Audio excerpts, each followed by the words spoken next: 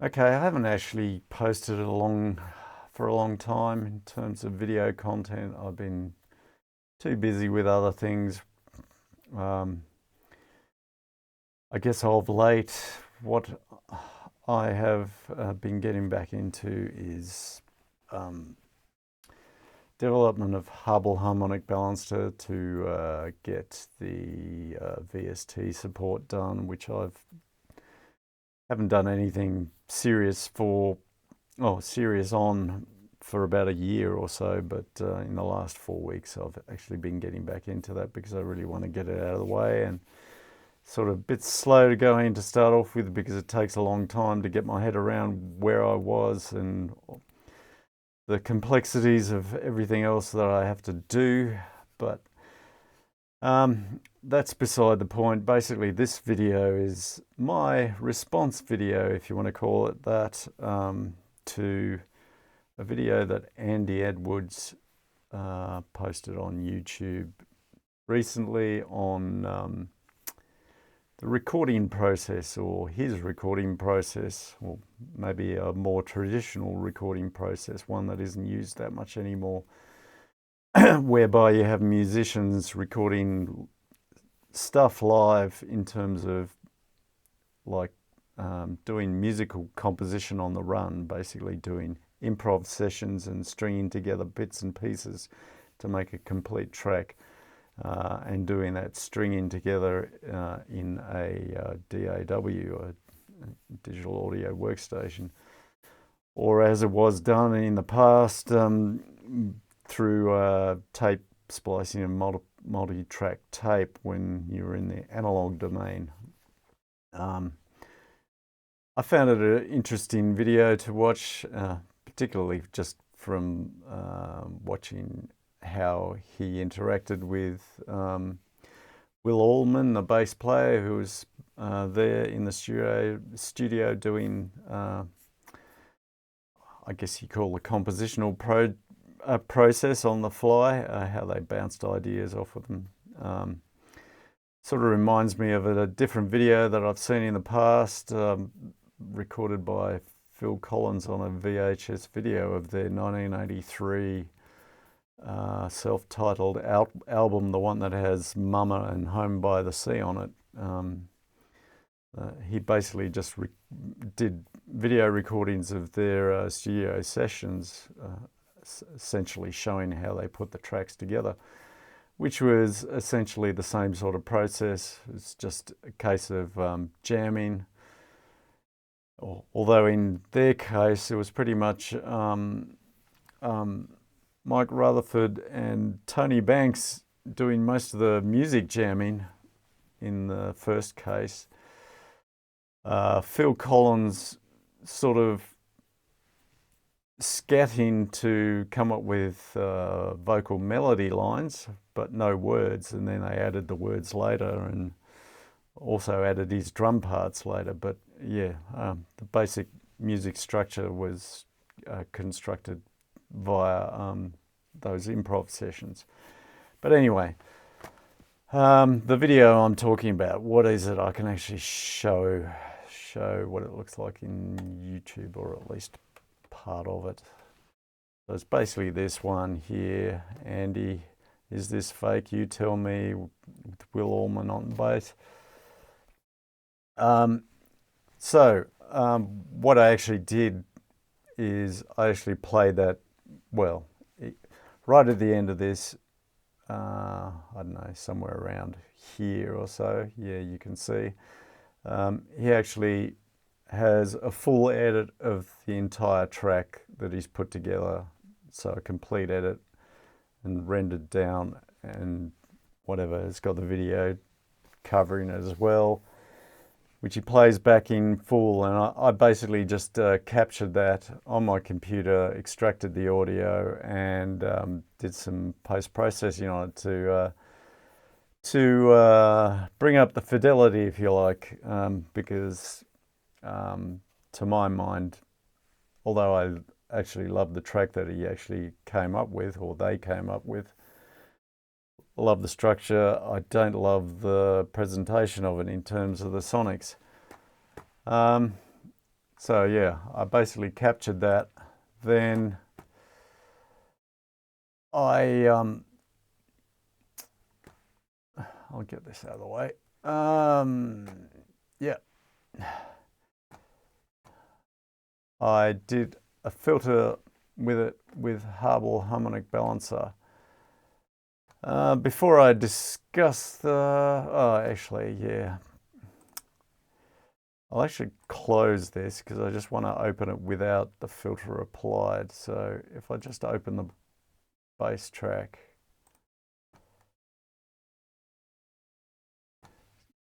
So you can see this overall spectrum is rather non-uniform. It's pretty bass heavy. It's got some mid-range weakness, maybe some top-end weakness, although that's probably a taste thing, but to my ear it's a bit weak. But the other thing that typically happens when you're recording like this is you have issues with continuity between takes, like the various components. So you both have continuity issues with tonality, like the timbre of instruments, and that timbre can change depending on how hard you're playing, as in intensity, what intensity you're playing with. And if you've got like two sessions that happen 15-20 minutes apart, it's hard to remember what you did back there compared to what you did in the next time you actually putting something together. So it's quite often you get a whole bunch of disparate parts that don't quite, if you just cut and paste and stick them together, they don't actually sit together and work well together. And that's partly partly down to tonality reasons. So spectrum balance, that's one aspect. But then another and probably equally important one is a question of dynamics.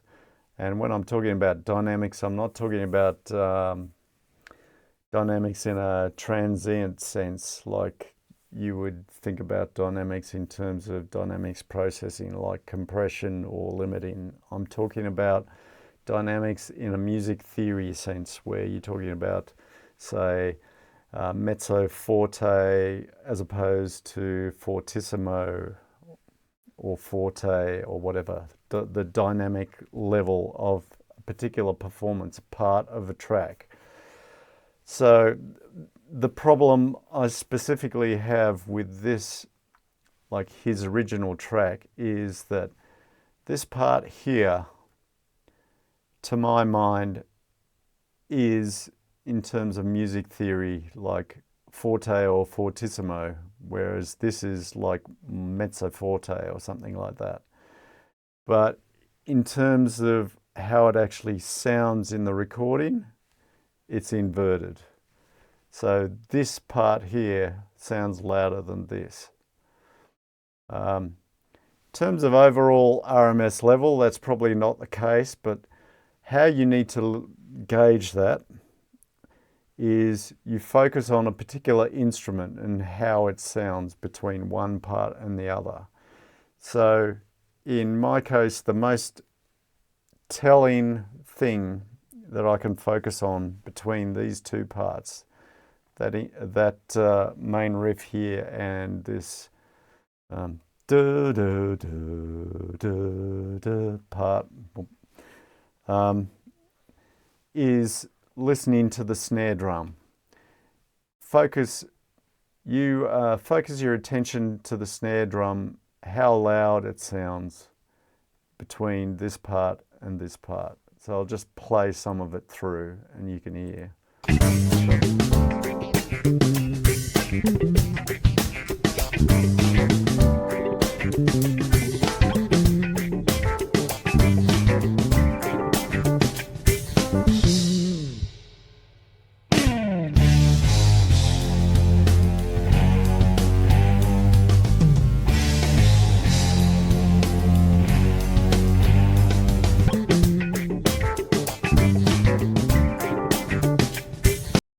Notice how much smaller the drums sound here than they do here. They've completely shrunk into the background because of that booming bass line, that synth bass line or whatever it is. So that's fundamentally a problem, and that happens throughout the track. So wherever you've got that, these are way quieter than that in terms of where the drums should sit. And as a consequence, it sort of sucks the emotion out of the track. So that's a main problem that I have with it. The other problem, obviously, is the spectrum balance, because I find it rather wooden because of the excessive bass, particularly on my monitors. May not sound that way on yours or something like that, but to me, it's problematic. So what I did to address this entire track, I'll hide some of this gunk, that extra trace there. So you can see I've split the track. So you've got a segment here, segment here, segment here, segment here, segment here, segment here, segment here, segment here, tiny one there and one there. And I think you'll find that pretty much most of these, except for possibly that one, segments actually correspond pretty much exactly to where he's actually spliced these bits and pieces together. And obviously the reason I need to do that is to both make the tonality consistent across the track and the dynamics consistent across the track, so it actually works correctly.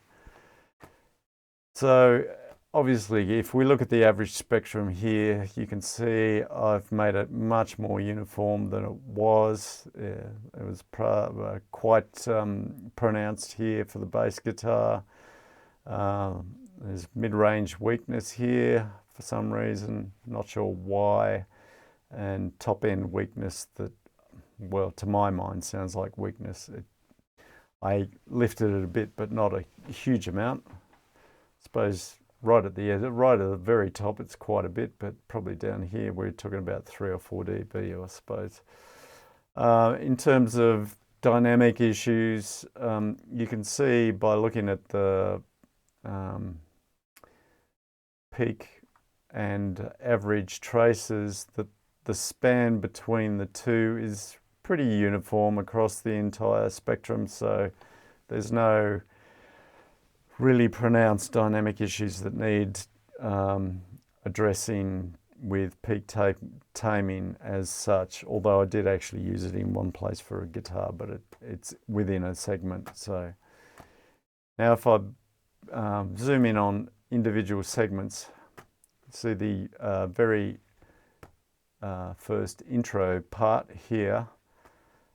Again, we have this booming bass here and the mid-range weakness, so I've made that a bit more uniform. Step in a bit further. Again, that's interesting. I thought oh yeah. Yeah, the other thing to note with this intro part is the gain level. I've added 1.7 dB to it because after I'd done all the equalization, I found that just didn't sit right. It sounded too quiet compared to the next part. So yes, this is the main riff. I've made the mid-range more uniform and tamed the bass resonances a bit, and I've made this slightly louder, 0.2 dB louder. The reason why I did that is because this section, which actually gets repeated further down in the track, it just sounds quiet. I mean, sounds louder than it does in this part, so I boosted it slightly. I'm not sure why that is, but that's the way it sounded to me. So now when we get to this loud part, the bit that I consider should be fortissimo, and in which the drums actually fall down, note the gain difference. Here I've added 4 dB gain, and you can see how massive this bass spike here is from that synth bass or whatever it is. So I've toned that back quite a bit, made it more uniform. Again, we get back to the main riff. Again, now we're back to 0 dB, whatever. So it's pretty uniform. Again, this is the loud fortissimo part. It's got 4 dB boost. This little bridgey bit, bridge figure on the drums, I've added a little bit, 3 dB, but not as much as the other one. This I've made a little bit louder. I think this is where the guitar part comes in. I'm pretty sure, yes, because it's got this peak taming mark here. Probably didn't need it, but I did a slight reduction there to make it a bit more uniform. So because it's added the guitar part, probably because of his limiting or compression or whatever he used on his mix down, it actually resulted in a bit of an inversion as well by pulling the overall level down, which I've boosted back up because I wanted to make it sound consistent. Yeah,